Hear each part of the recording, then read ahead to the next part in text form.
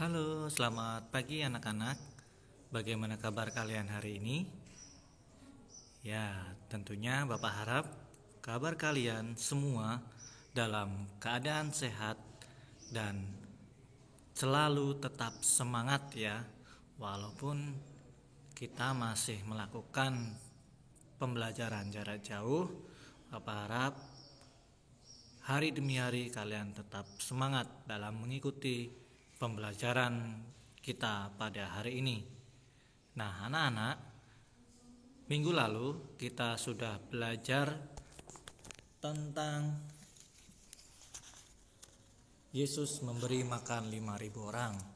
Nah, hari ini kita akan masuk ke materi baru, yaitu pelajaran yang ke-9 tentang perumpamaan tentang anak yang hilang.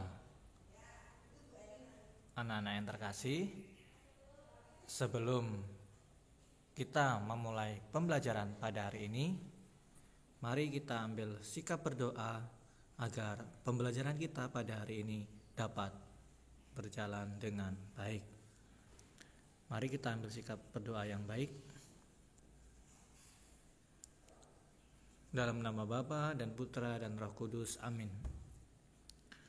Ya Tuhan, kami berterima kasih atas orang tua, sanak keluarga, dan teman-teman yang baik hati dan juga menyayangi kami. Ajarilah kami untuk memahami pelajaran tentang anak yang hilang, agar kami semakin mampu mengenali Engkau yang Maha Pengasih dan Maha Pengampun. Amin. Santo Carolus Borromeus, doakanlah kami. Bunda Elizabeth, doakanlah kami. Maria Bintang Samudra, doakanlah kami. Amin. Dalam nama Bapa dan Putra dan Roh Kudus, amin. Nah, anak-anakku yang terkasih, tujuan pembelajaran kita pada hari ini yang pertama, menunjukkan kepedulian kepada sesama akan pelaksanaan ajaran Yesus tentang pengampunan sebagaimana dikisahkan dalam Injil Lukas bab 15 ayat 11 sampai 32. Yang kedua, menceritakan kisah tentang anak yang hilang. Itu terdapat di Injil Lukas bab 15 ayat 11 sampai 32. Dan yang ketiga, menyebutkan kebaikan Allah terhadap anaknya yang bertobat dari kesalahannya. Kemudian yang terakhir, yang keempat,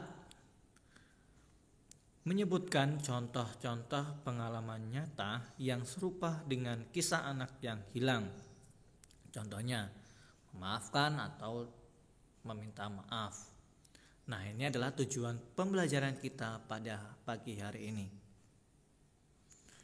Oke, anak-anak yang terkasih, untuk mengawali pembelajaran kita, mari kita akan bernyanyi bersama agar kita semakin semangat dalam mengikuti pembelajaran kita hari ini. Kita akan menyanyi Ada Ampun Bapa Bagimu. Kita nyanyikan bersama-sama ya. Yang tahu lagunya boleh bernyanyi bersama adik, orang tua, maupun dengan siapa saja yang bisa kalian ajak bernyanyi. Mari kita bernyanyi ya anak-anak ya.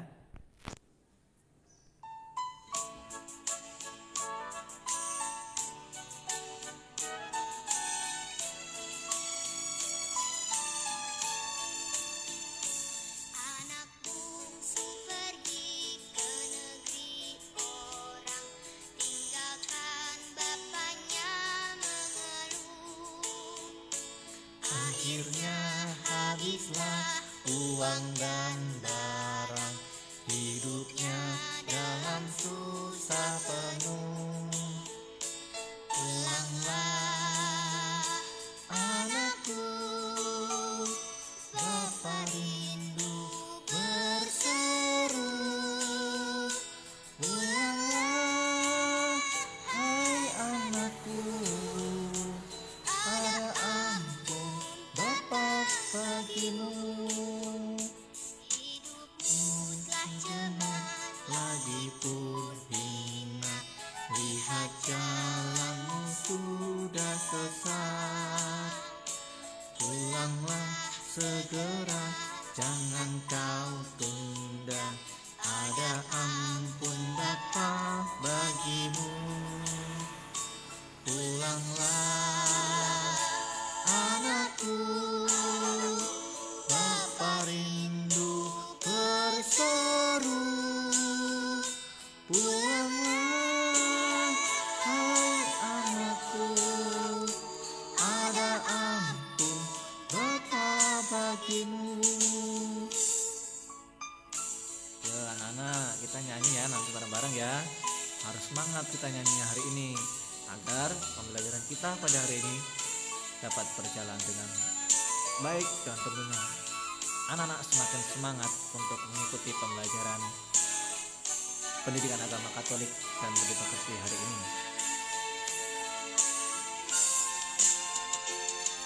Anak bungsu pergi ke negeri orang, tinggalkan bapaknya mengeluh. Akhirnya habislah uang dan barang, hidupnya dalam susah penuh. Pulanglah anakku, Bapa rindu berseru. Pulanglah hai anakku, ada ampun Bapa bagimu. Hai anakku, ada ampun Bapa bagimu.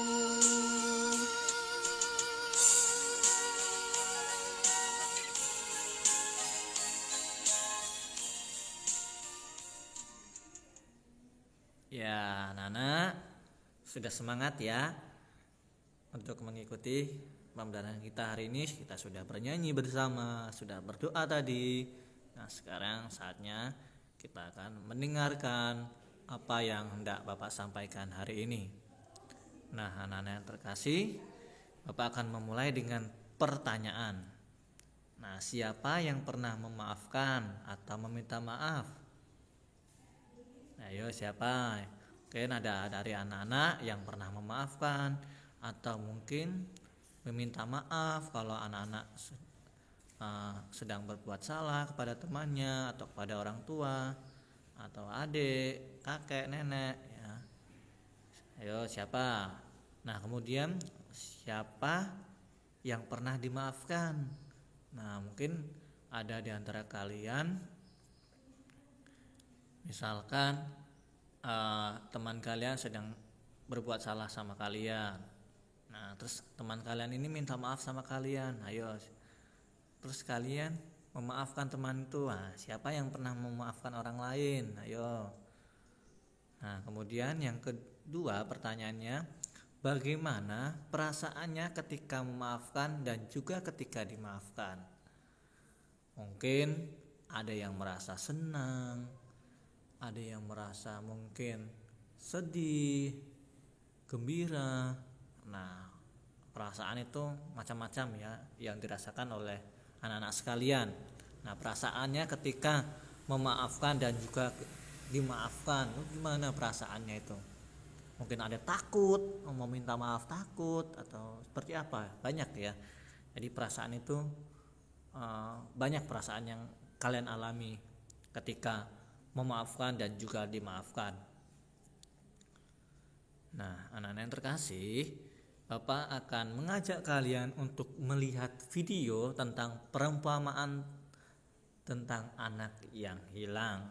Nah, anak-anak juga bisa melihat di kitab suci di Lukas bab 15 ayat 11 sampai 32. Dan kemudian kalian juga bisa melihat di buku kalian halaman 104 sampai dengan 106 ya.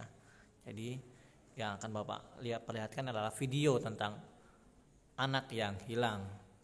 Ya, anak-anak ambil sikap yang baik untuk melihat video tersebut. Sebelum kalian lanjut nonton videonya guys, kalian klik dulu tombol subscribe di bawah. Aku kasih waktu 5, 4, 3, 2, 1. Terima kasih, enjoy! Seseorang memiliki dua anak.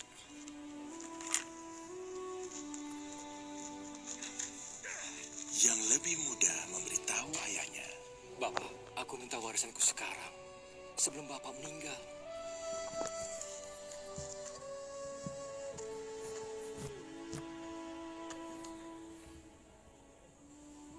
Maka bapaknya setuju untuk membagi kekayaannya kepada kedua anaknya.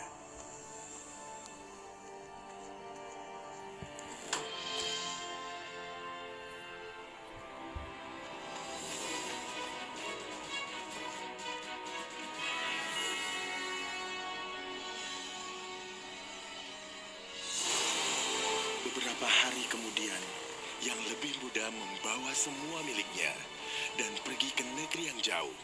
Dan ia menghabiskan semua uangnya dengan foya-foya.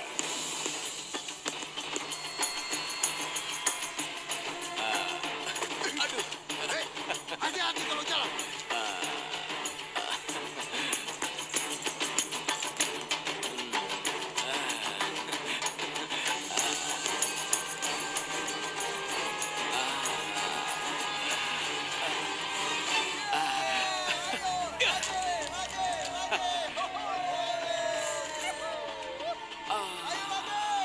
Ayo, main lagi.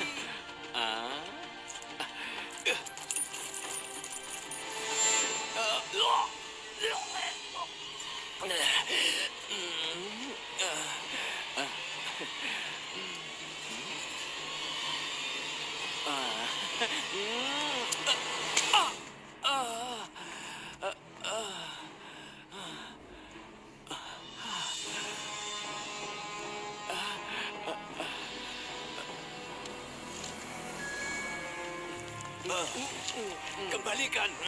Pencuri! Pencuri!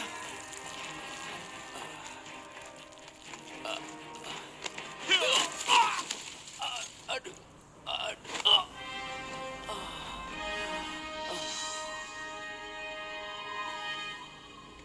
Tak lama kemudian, uangnya habis. Kelaparan melanda negeri itu, dan ia mulai kelaparan. Ia memohon seorang petani, anak muda itu menjadi kelaparan, sampai makanan babi pun terlihat lezat. Tetapi tidak seorang pun memberinya makan. Akhirnya ia sadar dan berkata, Para pekerja bapakku memiliki banyak makanan dan aku di sini mati kelaparan. Aku akan pulang pada bapakku dan berkata kepadanya, Bapak, aku telah berdosa terhadap Tuhan dan engkau. Aku tidak baik disebut anakmu lagi. Perlakukanlah aku seperti pekerjamu.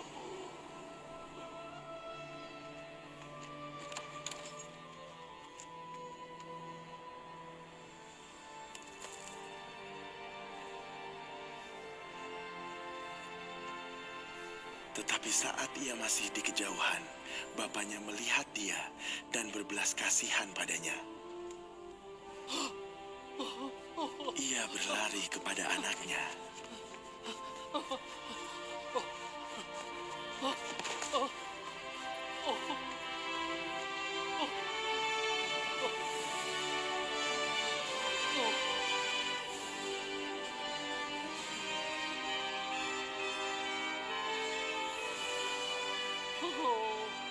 Dan ia memeluk dan menciumnya. Cepat, bawa baju terbaik dan kenakan padanya.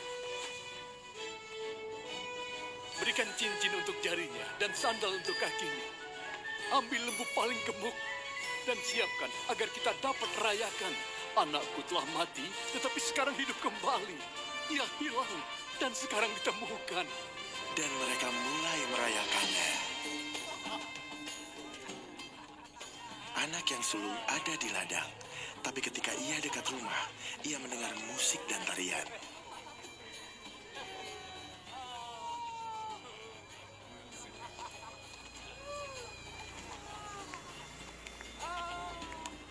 Apa yang terjadi di sini? Adikmu telah pulang dengan selamat dan bapamu menyuruh kami menyembelih lembu terbaik. Anak yang sulung begitu marah sehingga tidak ingin masuk ke rumah.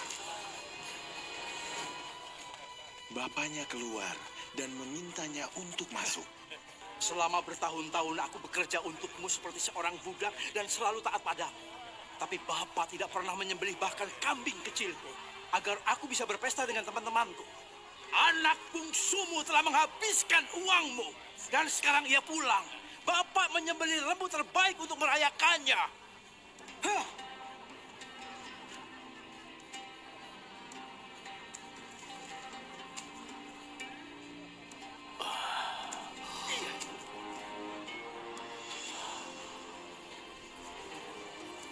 Anakku, kau selalu bersamaku dan semua yang kumiliki adalah milikmu. Tapi kita seharusnya berbahagia dan merayakan. Adikmu mati, tapi sekarang ia hidup, ia hilang, dan telah ditemukan.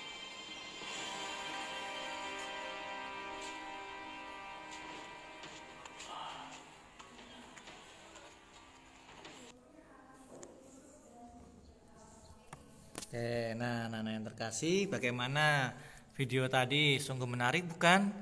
Nah, Nana mungkin bisa mengambil apa yang bisa kalian petik dari video tersebut. Jadi cerita ini disebut adalah perumpamaan tentang anak yang hilang, ya. Si bungsu dan si sulung, ya. Si bungsu yang sudah menghabiskan harta milik ayahnya sehingga dia akhirnya menghabiskan uang ayahnya, menghambur-hamburkan uang ayahnya sehingga dia akhirnya kehabisan uang dan kembali lagi ke pangkuan ayahnya. Nah, ketika itu ayahnya tidak marah kepada anaknya, justru dia mau mengampuni sifat anaknya yang suka menghabisi harta kekayaan ayahnya. Nah, itu adalah cerita singkat tentang anak yang hilang. Nah, anak-anakku yang terkasih, ayah itu adalah merupakan orang yang penuh belas kasih, sabar, dan pemaaf. Nah, Allah itu digambarkan seperti sang ayah yang menerima dan mengampuni anaknya yang berdosa. Seperti yang dikisahkan tadi bahwa anak yang telah mati akhirnya kembali lagi dan ayahnya pun mau mengampuni segala kesalahan yang telah diperbuat oleh anaknya. Nah, si sulung ini merasa merupakan anak yang iri hati dan pendengki. Ya, iri hati dan pendengki kepada adiknya. Ya. Ketika itu anaknya yang sudah lama menghabiskan harta miliknya dan kembali akhirnya dipestakan, tetapi si sulung ini yang sudah bekerja bertahun-tahun dengan ayahnya tidak pernah mendapatkan sembelihan atau kurban kambing yang terbaik. Nah, si sulung tidak rela ayahnya itu memaafkan dan menerima si bungsu. Baginya si bungsu adalah anak yang durhaka, orang yang jahat dan yang harus dilupakan. Nah, anak-anak sekalian juga tidak boleh ya durhaka kepada orang tua, tidak boleh jahat kepada orang tua. Nah, kita harus berbuat baik kepada orang tua. Kalau misalkan kita dimintain tolong, ya harus kita lakukan. Nah, si bungsu itu semaunya sendiri, mau mengakui, tapi dia mau mengakui kesalahannya. Ya, dia yang dulunya suka menghambur-hamburkan uang, menghabiskan uang ayahnya, tapi dia sadar bahwa perbuatannya itu salah dan ia akhirnya mau meminta maaf kepada ayahnya. Nah, si sulung dan si bungsu adalah gambaran kita sebagai manusia dengan segala sifat yang seperti itu. Jadi sifat manusia itu ada yang merasa dengki, iri hati. Misalkan ada orang yang sukses, kita merasa iri. Kemudian kita merasa semaunya sendiri ketika kita di kelas, kita ribut sendiri ketika guru sedang menerangkan. Nah, itulah sifat manusia yang tidak baik ya. Tapi ada juga yang sifat manusia itu yang baik ya, dia mau mengakui kesalahannya, mau meminta maaf jika dia salah. kemudian mau memaafkan ketika ada teman yang berbuat salah pada kita. Nah, itu adalah sifat-sifat manusia. Nah, kenikmatan duniawi, keserakahan, dan mementingkan diri sendiri menjadi awal manusia jatuh ke dalam dosa. Si bungsu berfoya-foya dengan harta warisan dari ayahnya sampai habis. Nah, pengalaman hartanya habis dan menderita menjadi pelajaran penting yang membuat si bungsu itu sadar akan kesalahannya.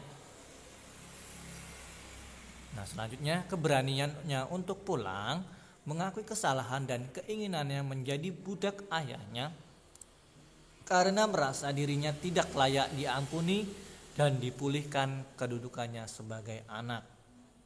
Nah, akhirnya ketika dia sudah kehabisan harta, dia memiliki keberanian untuk pulang dan dia mau mengakui segala kesalahannya dan mau menerima jika nanti ayahnya tidak menerimanya sebagai anak. Tetapi apa yang terjadi?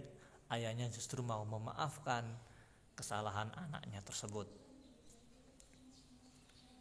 Nah, tidak semua perbuatan baik yang kita lakukan itu bisa diterima oleh orang lain. Iri hati dan dengki dapat menghambat orang untuk menerima hal-hal yang baik. Senang melihat orang susah, susah melihat orang senang. Jelas ya, kadang kita merasa orang itu sukses, kita merasa sudi ya. Kemudian ketika orang itu merasa senang, kita tidak suka dengan orang tersebut. Ya, jadi itulah yang tadi Bapak sebutkan bahwa itulah sifat manusia ya. Nah, Yesus mengajarkan setiap orang yang bersalah diberi kesempatan untuk memperbaiki diri dan membuktikan bahwa ia itu benar-benar bertobat. Nah, oleh karena itu, marilah kita menjadi anak-anak yang mau bertobat jika melakukan kesalahan dan mau memaafkan orang yang bersalah kepada kita. Ya, jelas ya, Tuhan aja Maha Pengampun.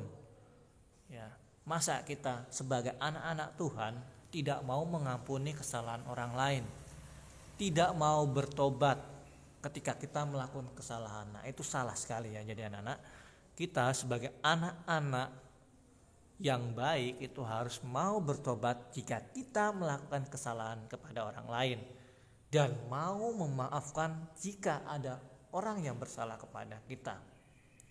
Nah, itulah ajaran Tuhan kepada kita. Nah, anak yang terkasih, untuk bahan refleksi kita pada hari ini, sudahkah kita memaafkan atau meminta maaf kepada orang lain? Anak-anak coba renungkan di dalam diri kalian.